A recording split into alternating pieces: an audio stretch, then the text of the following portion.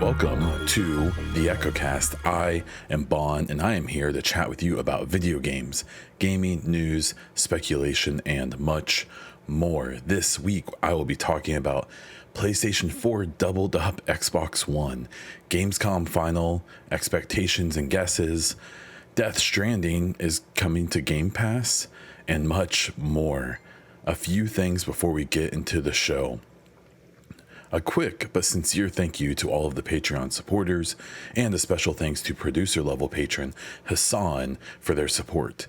If you are interested in supporting this show, my other content, and getting all kinds of perks, go check out patreon.com/bondiesel. Subscribe to the show on your podcast platform of choice, and if you're on Spotify or iTunes, please review the show, give it a rating, give me those 5 stars. Or not, that's up to you. On YouTube, please subscribe to the channel, like this video, and comment down below, even if it's just to help the algorithm. But you can ask a question, give your take on something that comes up in the show, or just say hi. I don't know. Last, please join the show's Discord by clicking on the link in the description of the podcast or the video, where we can talk about the podcast, talk about games in general, The Division, Mass Effect, sports, whatever you want to chat about. We can probably figure out something. Gaming news, let's jump into it. Before I go further, my goal is always to do the intro within 90 seconds, because I think that's like not too long before someone bounces. Let me know what you think about that. I can try to make it quicker. I can move some of this stuff around. Let me know. We're all about improving here. Okay, gaming news. So the PlayStation 4 doubled up Xbox One sales. So this whole Activision acquisition thing has been really interesting, because it has basically just opened up the books, especially of Xbox, but of some of their competitors too, where we thought, typically this stuff is, locked up. They don't want to talk about numbers and stuff like that, because they don't want to give away, how good or badly they're doing, things like that. But specifically because of Brazil, they have to, because Brazil is going to be one of the countries that needs to approve this deal. And they do, surprisingly, and at least from the stereotypes or whatever, obviously you just hear about Bolsonaro and stuff like that, but they have a very transparent system when it comes to this, and that includes all this information being out there. So we've had the previous things of seeing like the statements by Sony and by Xbox kind of like ripping on each other. Sony trying to say why that acquisition may be bad for gaming, Xbox saying why it would be good, and how Sony's being like hypocrites. It's wild. But what came out this week was some fairly exact numbers that showed that the PlayStation 4 sold over 100 million units, and the Xbox One was about half of that. And it's really interesting. It's interesting from a just standpoint of just like, wow, we got some information. Interesting. Also, because I don't think it should be surprising that the PlayStation did a lot better than the Xbox One, the PlayStation 4. They put out a bunch of really good, like banger first-party games.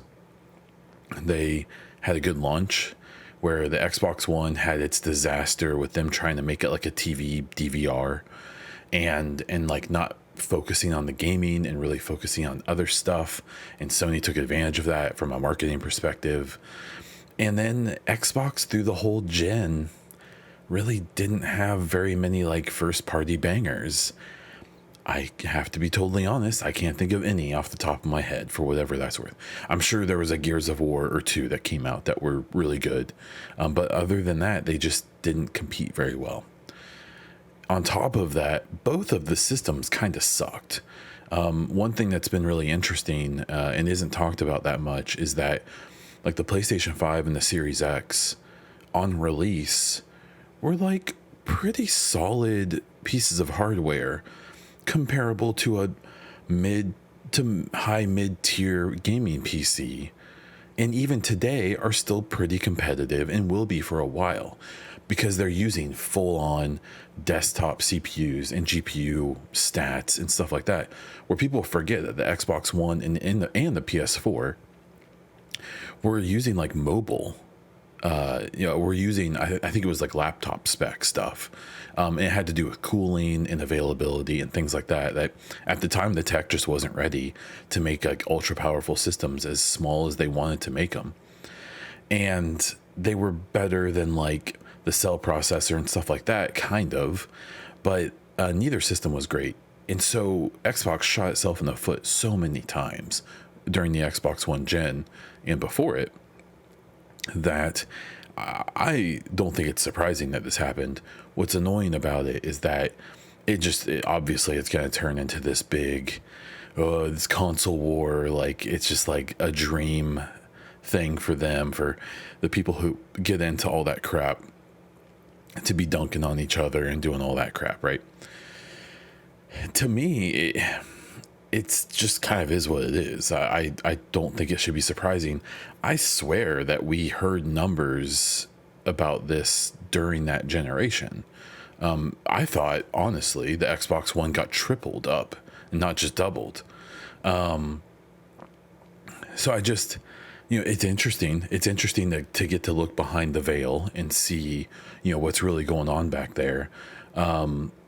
Even though I don't think this is that unique of information, but maybe it is. And what's the one point that's been really interesting is how this was brought up by Xbox in their filings, by them saying, hey, how could we possibly have like a monopoly if our competitor doubled, almost tripled us up? And then there is like a little bit of a thing of like last gen. Because I have no doubt that the Sony's going to sell more consoles than Xbox again. They aren't going to double them up. My guess is that they'll sell like 25% more. Maybe 50. But I think it's going to be much more competitive because neither one of them are really putting out like a bunch of banger games yet. Sony will probably do it quicker. Xbox may have the longer term. We'll see. It's all speculation at this point. But neither system has really jumped out into the generation and really killed it, right? And there was something, Paris Lilly, who is all over the place now. I tweeted him in response to something he said and said, like, do you think this gen is going to last longer than, a typical generation for consoles is like 7 or 8 years? And he basically said, like, yeah, I do. I think it will. And I do too, because I think with COVID, I think we're like literally in the next year going to start getting games that we were probably supposed to get in the first year of these systems. And I think that's going to set back, the gens, a year and a half to 2 years. So I think we could see a 9-10 year generation. I also think, and this is a hot take that I'll throw out, and then I'll move on to the next story. I honestly don't. There will be a PlayStation 6, no doubt in my mind. In like 6 or 7 years, there'll be a PlayStation 6. I have no doubt. I think in like 4 or 5 years, if that, we will have the next Xbox, and it's going to look like a mid-gen refresh of some type. But I think we're going to end up finding out Xbox is done with generations, and they're just going to start putting out like every 4 or 5 years a significantly more powerful system. And I think that's just what they're going to do from now on, because the way they've built their infrastructure and their platform and their ecosystem is that they can basically just start releasing them like PC upgrades, like pre-built PC upgrades at a discount. Instead of hyping up this big, well, here's the Xbox 3, or whatever terrible name they'll give whatever their next systems are. But I think all of that is interesting. But yeah, this filing, all this stuff with the Activision deal has been very interesting, because it's one of the few times we've been able to see a little bit of transparency from all of the companies, not only actual numbers, but also like their lawyers' opinions. And it's been interesting. I think that deal goes through pretty soon. I think, at least here in the States, I wouldn't be surprised if it happens like very soon, but we'll have to wait and see. Something else that's happening very soon is GamesCom. So I have some kind of final chat about that. So the two parts of GamesCom I'm going to talk about is opening night live and the Xbox booth live. There's some other stuff going on, like the future game show and stuff like that. Honestly, I don't expect anything of like huge note. I'm not expecting anything notable really from the whole GamesCom. GamesCom is like a consumer show, and they rarely have big announcements, especially from like the big platforms. For opening night live, the games that we know we'll hear something about, or that we should hear something about, is Return to Monkey Island, Sonic Frontiers, Hogwarts Legacy, the Callisto Protocol, the Telltale The Expanse game, Gotham Knights, and a decent number more. Now, what you may realize is that all of these are games that we've known about. And so I think the theme of Gamescom is going to be stuff we knew, but more, right? And that's fine. The Callisto Protocol is a game I am genuinely excited about. It looks, I actually was never really into Dead Space. I think when they were coming out, I was still, I'm not into horror movies and stuff like that. So it didn't really tickle my fancy. I think I'm a little more explorative, if that's a word, in my gaming than I used to be. And so something gritty and hard and stuff like that is something I'm a lot more open to these days. So I'm excited about that. Telltale, I'm curious about. I've tried to watch The Expanse and can't get into it, but everything I see is it's like a TV show of Mass Effect, kind of. And so I keep trying. So I'm interested in that. Gotham Knights, a lot of this other stuff I could care less, but I still enjoy seeing new stuff about games. So at the very least, it'll be cool to see kind of what's going on. The other one I was going to talk about, is the Xbox booth live. And so this is a weird one. So this is going to be a 6-hour show. So what that tells you immediately is don't expect a big, here's a bunch of big announcements condensed into 30 minutes, obviously. So what it's going to be is a bunch of long form, probably talks with devs and stuff like that about games that we know about already. So I saw a list, so it's like Flight Simulator, Sea of Thieves, Grounded, and some other games. Now with Grounded, it could be really interesting because they're hitting 1.0 soon, full release. So that would genuinely probably be pretty interesting. Sea of Thieves is doing Sea of Thieves things. If you're into that, it's probably gonna be really cool because they're gonna do a deep dive there. Same with Flight Sim.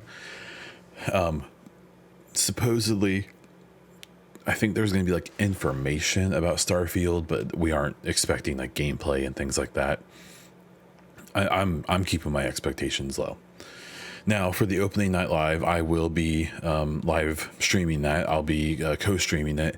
I applied to be an official partner, and I haven't gotten my authorization yet, but I've been approved to stream their stuff for the last 6 events. So I'm sure we'll be fine. So I'll be doing that on Tuesday afternoon, American time. So keep an eye out for that.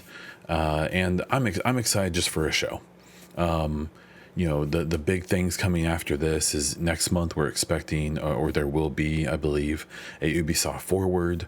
There is PAX West in 2 weeks. I'm not really expecting anything from that. That's kind of like Gamescom, where it's more of like a consumer show and not like a big announcement show. So then we have the Ubisoft show. For me, in 7 Day in November, I think we'll get something interesting, but probably nothing huge. And then the Game Awards is probably the next big set of announcements we'll get. And I think the Game Awards is going to be huge because so many games got pushed to 2023. And so many projects that we've probably never even heard of that are like pre-announcement have probably been pushed back. And so I think the end of this year is going to be like, I always think of like a 2-year window. So anything that's going to come out in the next 2 years could be announced, right? And I definitely think that we'll be seeing that. We'll be seeing a bunch of stuff that's probably going to be really exciting there in December. So there we are. Next story, Spider-Man PC release. So this is getting rave reviews. Apparently it runs really well. They did a good job with the port to PC. This is the Spider-Man game from PlayStation that, got all kinds of praise and everything a few years ago. It was recently remastered, I think. And then they did like the Miles Morales, like not DLC, but kind of DLC. I think that game is interesting to me because, so with a lot of PlayStation games, since I don't have them, I watch like playthroughs. I at least watch like story breakdowns and all the cinematics and stuff because they make like great stories. Like I enjoy PlayStation games from like a story perspective. I just think that their actual games can be a little samey. And the Spider-Man game is really interesting. I think that if that was a multi-plat game, it would have been talked about different. I think that these first-party games, especially Sony exclusives, typically get like a benefit of the doubt, right? Which is fine. Come back to me when Starfield comes out. Like, it's probably gonna be getting a lot of benefit of doubt, probably even from me. But what's really interesting is, one, I think the platform it's on is very kind to its own games, for better or worse. I also think that puddle gate, if you remember that, there were like screenshots and then screenshots later, or like in the first ones, like the puddles had like perfect ray tracing and all this stuff. And then in the second ones, they were like reduced and everyone was like, oh, downgrade, they're downgrading. And it ended up not being that. It was still a very good game. I think that incident really made like media and critics very kind to the game, like extra, because they were afraid, like they didn't like the kind of unnecessary like shade that got thrown at it. So they ignored a lot of stuff, because from what I've even seen and what I've seen some people comment on is that you can't hate on like an Ubisoft open world and then not hate on the Spider-Man game. Obviously it has these really great set pieces, and like the movement of Spider-Man is like the best any game has ever done. So you can't rip on that. But like the actual like open world and stuff, like everything outside of the story and the movement is kind of like generic Ubisoft stuff, right? At least that's what I've seen myself, and that's what I've seen people talk about. So it's kind of funny. It's almost like it's like like people aren't like allowed to criticize it, where it gets talked about like a 10 out of 10, where it's like probably not, but at the end of the day that's all subjective. And so and at the end of the day they ported it. Apparently it's a great port. If it's a game that you're excited about, you're into, I'm like kind of Marvel burned out at this point, and from what I've seen from this game, I'm not super interested. But it seems like if you are interested and you never did get to play it, the PC release is amazing. So jump on it. In a similar, or at least a related story, kind of, another PlayStation exclusive is hitting PC, but it's already been on PC. But it's hitting PC Game Pass. So Death Stranding was announced today. I'm recording this on Friday, to be hitting PC Game Pass, I believe on the 23rd, just here in a few days. That's wild, because your first reaction is going to be like, isn't that like a Sony first party? And it's not. It's made by Kojima and his studio. It's been treated like a first party game, and it was only on PlayStation for a long time. Then they did put it on PC, and so it's still on PC. So you're not going to be playing Death Stranding on your Xbox unless you do some stuff. But this is still weird. And what's so interesting about it is it comes at the same time that there's all this conversation, again, back to that Activision deal and all of the transparency that Sony in the past, and probably currently, has paid games and publishers extra money to not allow their games to go on Game Pass, at least for a certain amount of time. And what's interesting about that is that you would think of all of the games they would have a deal like that would be Death Stranding, this like showpiece for the PlayStation. But you also have to keep in mind the Kojima factor. One, at this point, I bet not many people tell Kojima what he is and is not going to do. I'm willing to bet that he basically runs the meeting room when these things happen. And so I bet he just said no. Like, I'm not gonna do that. I'm not gonna make a deal like that. I want to do what I want with my property, because you have to think back to of course I can't. Well, Metal Gear and all those games, that like he basically got run out of there, and I think that experience will make it where Kojima will never put himself in the position ever again where someone else is telling him what to do. And I think that's absolutely the case with Death Stranding. I wouldn't be surprised at all if Sony was like, hey, we'll throw in this bag of cash if you promise not to go on Game Pass. And he was like, nah, I'm good. I'll do what I want. It's also worth remembering that Death Stranding was published by 505 Games, not by Sony, not by PlayStation. And so that definitely is probably a factor in whether or not he was able to do this. So interesting stuff. It's reminiscent of the MLB The Show situation, where MLB The Show was effectively a first party game forever for PlayStation, but is actually is published by Sony, I believe, but is controlled, or it's published by the MLB. Like it's like and then they like partner with Sony to publish it on PlayStation. That's why you can start up MLB The Show on an Xbox and see the PlayStation Studios logo pop up. It's super weird. So interesting story. Unfortunately for me, Death Stranding, even more so than Spider-Man, is one of those games where it's like, I've seen the cutscenes, I know the story, I've seen a lot of the gameplay. I have zero interest to play that game, like almost like less than zero. I am not. I know that there's parts of it I probably would enjoy, but that whole walking simulator thing, I am good. I will hard pass, and I will be very happy for everyone who checks it out. It is going to be on Game Pass, so it wouldn't kill me to start it up and check it out, but we'll see. The final story here I have for this part of the show is the Dragon Ball Z and Fortnite. And the reason I want to talk about this isn't really to talk about that. It's funny to me. But like, Fortnite is wild. Fortnite is the type of game that if you would have told me like 10 years ago, if you would have described exactly what Fortnite is today, I wouldn't believe you. I'd be like, no, that's stupid. Why would you be able? No, like, yeah, there's no way Kratos and Master Chief are in the same game. Makes no sense. And Nintendo characters and Marvel and DC and like, that game is wild. And even if you don't like Fortnite, because I don't like it, I did try out the no build mode and it was really cool. I like that because I think that's how it should be. But like, it's such a wild game.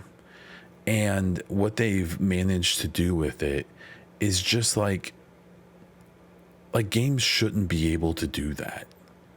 Like, games shouldn't be able to be what that game is, right? And so good for them, good for Epic, as much as you don't want to congratulate this big giant corporate, billion trillion dollar company who has like a weirdo running it. But like, that game is the type of game that when you were a kid, you were like, man, wouldn't it be cool if you could do this and this and play as this person and this person? And that's Fortnite. That's what they made that game. And that's just wild. So hats off to them. Hats off to those devs. The Dragon Ball thing. It's like Goku and some of the other people. I mean, it's from that series, and you just play as them, and you can team up with Rick and Morty and whoever the hell else, and fish, and go shoot things.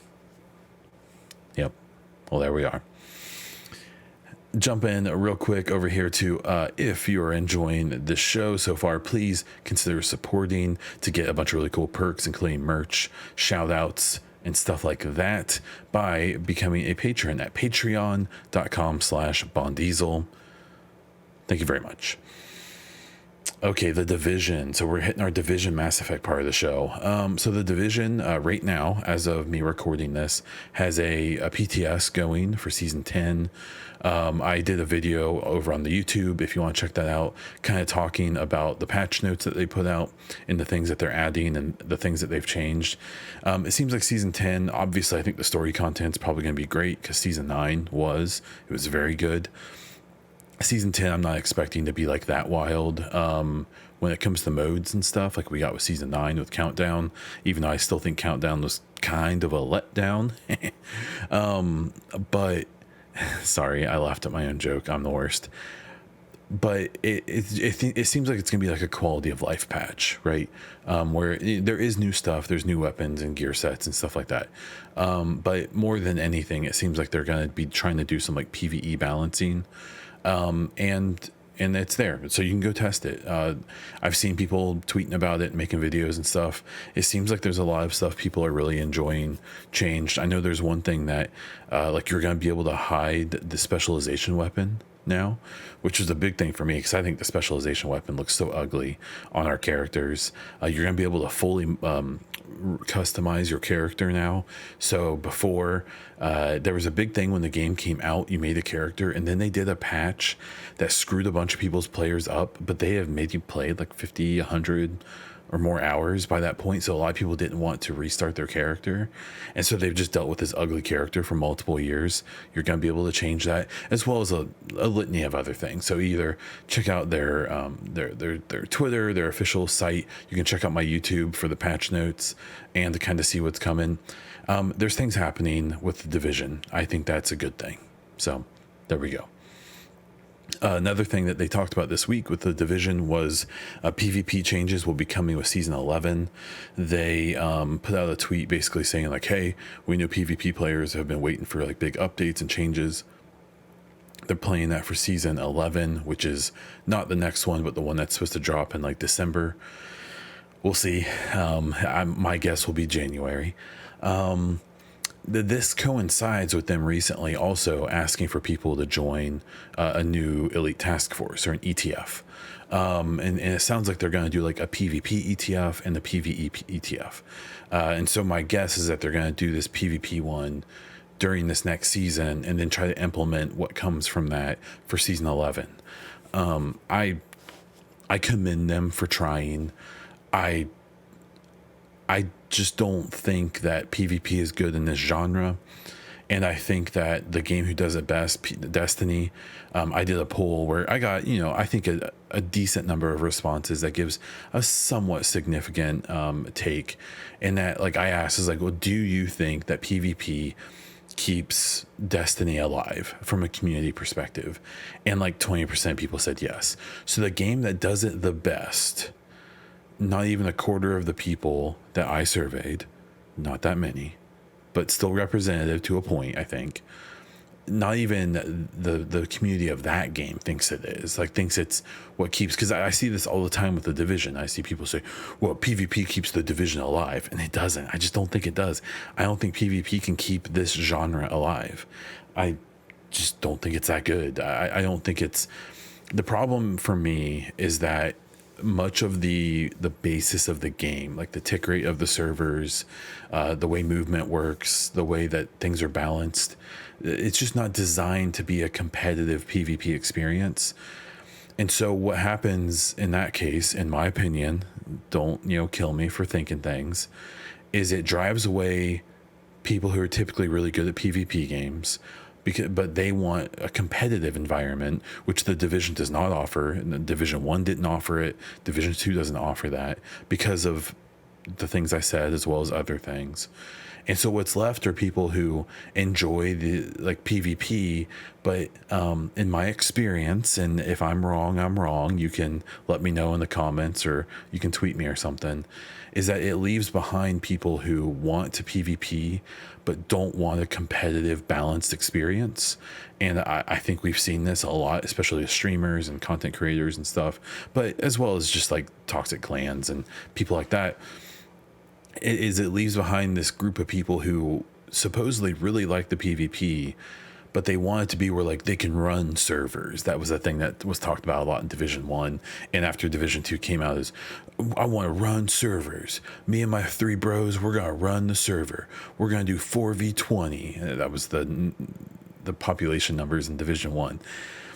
And my thing with that is that if you could watch those streams where people were doing that, or doing like 2v server and stuff like that, and the problem is that they weren't doing that by like just outplaying the other players.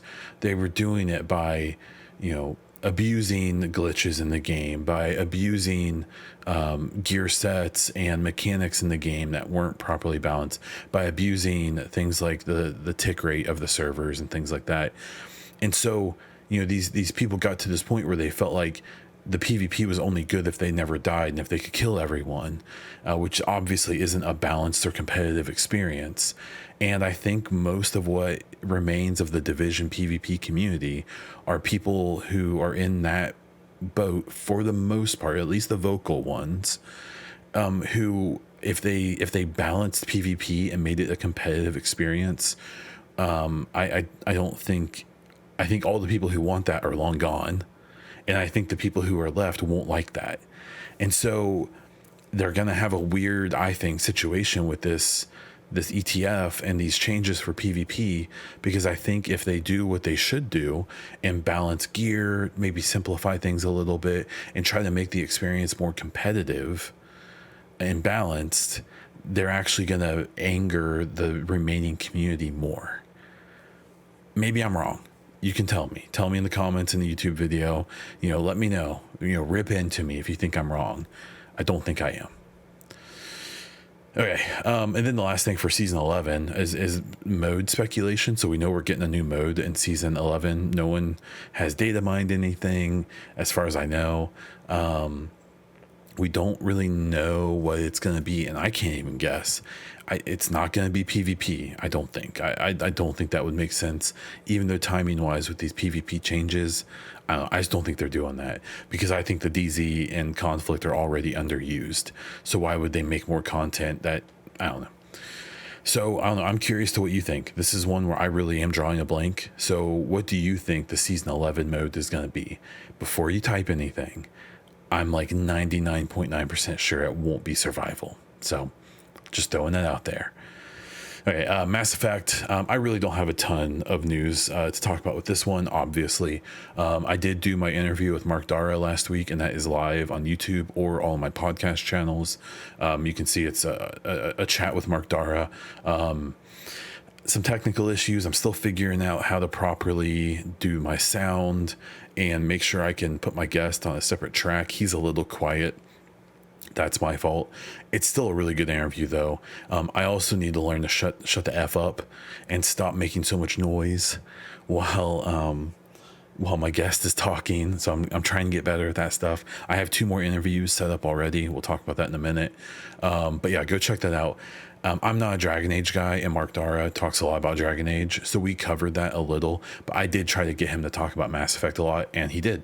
So I think there's lots of interesting stuff there. He not purposefully patted my ego a lot by me throwing out a few ideas I have for how they should handle the next game and the challenges they'll face, and he seemed to, for the most part, agree with me on stuff. So that definitely boosted my already giant head. But it's a great interview. Please check it out. I'm really proud of it. So I have a video that should be out. It came out, I think, yesterday, or no, it's coming out soon. I think it's coming out Saturday. It's coming out soon, about my making a case for why I think the next Mass Effect needs to make canon choices from the trilogy to be able to narrow the story down so the next game can expand it again, because I don't think they can do that if they try to take into account everything. I talked about it a lot. I was inspired to make the video after my talk with Mark because we kind of got into some of that and talked about what they did with Dragon Age and the differences with Mass Effect and why they're going to have to handle things differently. That was a cool part of that conversation. So I made the whole video kind of inspired by that talk. So check that out soon. Make sure you're subbed to the YouTube channel. And with hiring stuff, I looked at the hiring page. There's nothing. It's all Dragon Age stuff right now. And then the 2 Mass Effect positions that have been up for quite a while. One thing I do think is at least worth mentioning is that any hiring they're doing for Dragon Age right now, which is quite a bit, is also Mass Effect hiring. Those people are going to work on Dragon Age for the next year. They will keep a live game team that will be a lot smaller. So a lot of these people will continue working on Dragon Age, but a lot of them are going to switch off of Dragon Age after it releases to start working on Mass Effect. And so, if you're someone like me who's, keeping an eye on this stuff, or you're at least curious about it, one, the fact that they've hired so many directors this year is a big deal for Mass Effect. And two, all of this aggressive hiring they're doing in general is a good thing, because I think there's a really good chance that a lot of their Dragon Age team right now is going to move straight from that game straight to Mass Effect, and get cracking on that game for a few years. We'll see how long it takes. But so even if there's not big news, don't fret. It's coming, I'm sure. Okay, let's do some listener questions. If you have any gaming news stories, specific gaming topics, or questions for me to talk about in the next episode, join our Discord. The link's in the description, no matter where you're watching, and ask questions in the questions or topics room in there. This week we have Master Prime with 2 questions. First one is age something that affects neutral perception of gaming? So what I think you're getting at here was, the older we get, or do we get a little more relaxed about our crazy opinions and like passionate takes and stuff like that? And I think so. I think it's a big thing. I'm only 34. I know I don't look it if you're watching the video, but I think that you just start like I have a family. I have a wife and a daughter. I have a job. I am trying to have activities. I try to see my friends as much as I can, which when you get to be my age isn't very often, at least not for me. So you just start to not sweat the small stuff as much, right? Because you can't. Because you have so much other stuff to sweat that's so much more important. And it's a big thing I've talked about, in how I can't let games be a big negative force in my life like maybe I could when I was like 23, because I already have enough stuff to drag me down. Games are in my life to make me happy, and that's what it's gonna be. And that's where I put my foot down and say, games will be a thing that make me happy, or at least be thoughtful. And if something involved in gaming makes me sad or angry or upset, for the most part, I'm just not going to deal with it. And that includes people. So if I'm dealing with gamers or people on Twitter, I went through an exodus a couple years ago with the Division 2. And when people were just being mean and just wanting to argue and fight over stuff that I didn't care about, I just started blocking people. I don't have a single person on Twitter muted. I block or I don't, and that's where I go. And or I can unfollow. That's like a third option sometimes, but that's rare. So yes, I do think age changes the way that you perceive games and the way that you get into it, which is really interesting for me. So some of the most toxic people, I'm in gaming and stuff, I'm really curious to how they age. Are we gonna have some I'm not gonna say any names, but some of these people who make their whole thing off of being toxic gamers? Are they going to be 50 and still doing that? Man, I literally can't think of anything more sad than that, but that would be pretty fitting for most of those people. Master Prime's second question is, should more game devs adopt a style of telling the truth to players? The truth is a very loaded word, because I think that games rarely lie, go out of their way to be dishonest, right? I think that like No Man's Sky, for example, like that guy who was leading up that game, I don't think he was trying to lie to people. I think he was really bad at PR. I think he should have had someone else doing those interviews. And I think he was speaking like a game developer. Oh, should I be able to see my other friends out there? I guess that'd be pretty cool. And so like I've seen it like in the Division and stuff. I've seen devs from the Division say like, people, someone calls them a liar or something. I've never lied. I've told you what I am trying to do, but there's no guarantee we're gonna do it. So I definitely think like transparency should be more important. I think maybe publishers, especially, should be less like eager to put like release dates on things, at least for the next few years, and should really let their studios like really just work on their games and like finish them and then put them out. It's a wild concept, I know. So yeah, I think more devs and especially publishers, I think we really need to do a better job as gaming fans of separating devs and publishers. There are absolutely developers who have made huge mistakes and blunders and stuff like that. I will argue until I'm blue in the face, though, that like 95% of the things that make gamers mad for one reason or another are almost always sourced back to the publisher doing something dumb, doing dumb publisher things.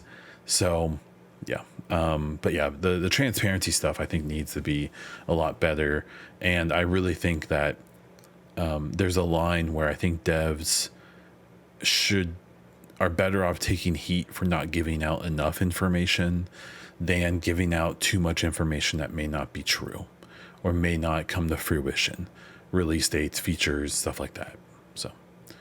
So thanks for those questions. If you have any of your own, please ask in the Discord. For content updates, and we'll start to wrap this thing up. I am continuing to post things on Patreon, but I do want to kind of change that. I'm going to remove the early access parts of my content. One, I don't think there's that much demand for my content in the first place. And so I think putting it out like early access is trying to create like an artificial demand that just isn't there. So I'm just going to release content on the normal channels. And two, it's like doubling up my work, which is the opposite of what I wanted to do. So the Patreon from here on out is going to be a place where you can get kind of like passive perks, or like, so you get like a special Discord group when you join the Discord. You can get like a VIP stamp on Twitch when you come on the Twitch. If you give me your name on Twitch, I can do that for you. You get, depending on the tier, you may get free merch to start off. You may get personalized shout outs during the podcast and during like YouTube videos and stuff like that. So I'm trying to make it basically as easy for me as possible to be consistent. And yeah, doing the whole early access thing. One, literally no one was watching it there. And two, I just don't think people need that from me. So think of the Patreon as a place where you can throw me a few bucks. If you don't want to subscribe on Twitch, if you don't want to do stuff in other places, you can join Patreon instead. There's a $3, $5, $10, and $20 tier. So, and I've tried to make each of them different enough that they seem worth it. So check it out. That's up to you. Yeah. And the final thing is, I am trying to work on some type of giveaway for the 200th episode. I'll take ideas. I have a bunch of store credit I can use with BioWare, so I may try to do another Mass Effect giveaway. And leading up to that, I currently have two more interviews scheduled.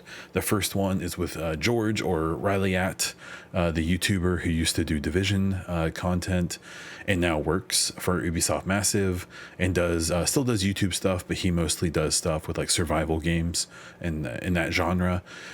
We went to 2018's E3 together as star players, and I think we're going to have a fun chat. That chat's happening tomorrow morning, very early, and that will be posted next week. And then I'm going to be speaking to Kate Hartfield as well, who just put out an Assassin's Creed book through the same company that's doing the most recent The Division books. She actually reached out to me. It's the first time so far anyone's reached out to me to be on the show. It was great. I think I think Riley technically did as well, but a long time ago. So I'm excited to chat with her as well. I'm not super into Assassin's Creed, but I know a lot of people who I interact with are. And I'm just enjoying doing these interviews with people just around gaming. And I think it'll be a fun chat with her. So make sure to follow in all the places for updates on that. Okay, let's wrap this baby up. Please subscribe to the podcast on your favorite podcast provider, and don't forget to rate if you're on Spotify or iTunes. 5 stars. Thank you very much. If you're on YouTube, thumbs up this video, subscribe to the channel, and leave a comment down below. You can find me all over the internet as Bond Diesel, including on Twitter, YouTube, Instagram, and Twitch. You can check out the EchoCast and Bond Diesel merch at the Streamlabs link in the description below. Patreon.com/BondDiesel if you want to support the show and get a little bit of stuff back your way as well. That is all I have. So until next time.